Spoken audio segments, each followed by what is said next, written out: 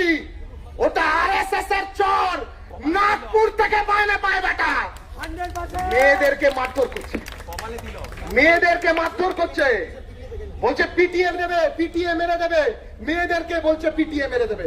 Target ছিল যাদবপুর বিশ্ববিদ্যালয়ের ভেতরে গণহত্যা করার, টার্গেট ছিল যাদবপুর বিশ্ববিদ্যালয়ের ছাত্রছাত্রীদেরকে পুড়িয়ে মারবার। বিশ্ববিদ্যালয়ের ছাত্রছাত্রীরা যথেষ্ট সংযমের পরিচয় দিয়েছে। আমরা স্পষ্ট বলছি, এর আগেও চ্যালেঞ্জ করেছিলাম তৃণমূলের সরকারকে, ওরা চ্যালেঞ্জ নেয়নি, সরকারটাই গায়েব হয়ে গেছে, পার্টিটাই গায়েব হয়ে গেছে। বিজেপির সরকারকেও চ্যালেঞ্জ করছি, দম থাকলে ছাত্র সংসদ নির্বাচন করুন।